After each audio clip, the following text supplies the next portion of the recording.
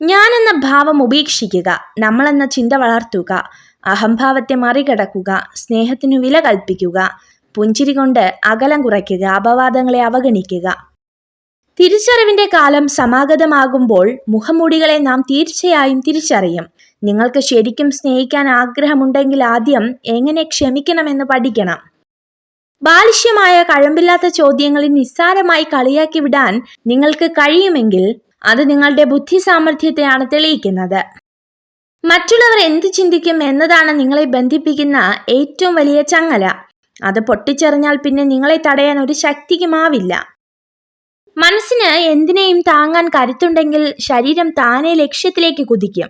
എന്നാൽ മനസ്സിന് കരുത്തില്ലെങ്കിൽ ശരീരം എത്ര ബലവത്തായിട്ടും കാര്യമില്ല. ജീവിതത്തിൽ നിങ്ങൾ എവിടെയാണ് നിൽക്കുന്നതെന്ന് തിരിച്ചറിയാൻ ചിലപ്പോൾ വലിയ വീഴ്ചകൾ വേണ്ടിവരും. തിരിച്ചറിവുകൾ മനുഷ്യനെ പുതിയ ജീവിത പാഠങ്ങൾ പഠിപ്പിക്കും. 1000 ബുക്കുകളിൽ നിന്നും 10,000 പാഠങ്ങൾ പഠിച്ചാലും സ്വന്തം ജീവിതത്തിൽ നിന്ന് പഠിക്കുന്ന പാഠങ്ങളെക്കാൾ മികച്ചതാകില്ല അവയൊന്നും. ആരിൽ നിന്നും അധികം ഒന്നും ആഗ്രഹിക്കാതിരിക്കുക എന്നതാണ് നമുക്ക് നമ്മുടെ മനസ്സിനും സന്തോഷങ്ങൾക്കും നൽകാവുന്ന ഏറ്റവും വലിയ സമ്മാനം. അകന്നു പോകുന്നവരോട് അരുതേ എന്ന് പറയുന്നതിൽ അർത്ഥമില്ല. നമ്മുടെ സൗഹൃദം മടിപ്പായി തോന്നുമ്പോഴാണ് അവർ നമ്മെ വിട്ടകലുന്നത്.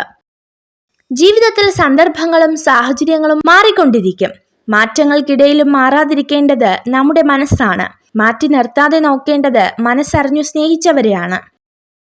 ആർക്കും സമ്മാനിക്കാവുന്ന ഏറ്റവും വലിയ സമ്മാനമാണ് നമ്മുടെ പുഞ്ചിരി. ഏതൊരു കർമ്മവും വാക്കും അത് എത്ര നിസ്സാരമായിരുന്നാലും മനുഷ്യ നന്മയ്ക്ക് ഉതകുന്നതാണെങ്കിൽ അത് പുണ്യവും അമൂല്യവുമായി മാറുന്നു. ആർക്കും തിരികെ പോയി പുതിയൊരു തുടക്കം കുറിക്കാൻ കഴിയില്ലെങ്കിലും ഇപ്പോൾ മുതൽ പ്രയത്നിച്ച് നല്ലൊരു അവസാനം രൂപപ്പെടുത്താൻ കഴിയും. നമ്മൾ മാറാൻ ശ്രമിച്ചാൽ നേടാൻ ഒരുപാടുണ്ട്. ആഗ്രഹിക്കുന്നതിലേക്ക് മാത്രം ശ്രദ്ധ ചെലുത്തുക.